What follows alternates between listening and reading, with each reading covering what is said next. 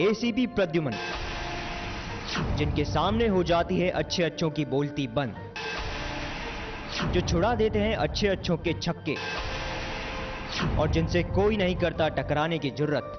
ऐसे एसीपी प्रद्युमन को चुनौती दे रही है एक लाश।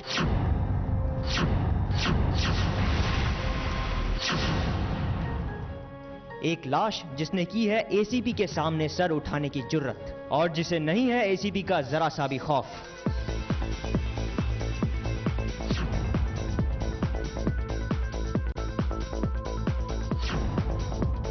डरना तो दूर की बात है, भूख लगने पर एसीपी साहब की मौजूदगी में ये लाश कभी डोसा खाती है तो कभी चाय पीती है और कभी कभी स्ट्रेचर से उतरकर चलने फिरने भी लगती है।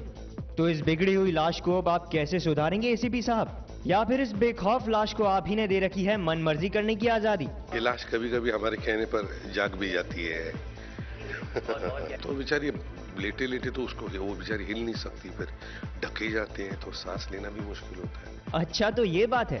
चलिए अब आपको बताते हैं इस सख्त एसीपी के पीछे छुपा एक नर्म दिल इंसान जो आपने कभी नहीं देखा होगा। जी हाँ, एसीपी साहब सेट पर आए एक बच्चे से इतना घुल मिल गए कि उसके साथ बिल्कुल बच्चों की तरह खेलने लगे।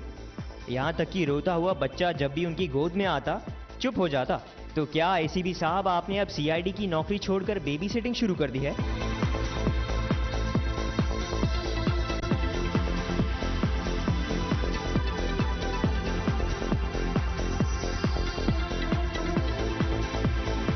बच्चों से तो प्यार किसी को नहीं होता है, सिर्फ मुझे ही क्यों, सिर्फ इसकी नहीं, हमारे मेकअप दादा उसकी भांजी है, जैसे इनको बच्चा आता है तो हमारे यहाँ बिल्कुल उसे खुश रखते हैं, उसे कुछ मंगाते भी हैं, मतलब बाहर से भी कभी आते तो चॉकलेट मंगाओ, ये मंगाओ, तो वी ऑल लव चिल्ड्रन। तो ये थी सीआईडी के सेट पर हो रही मस्ती।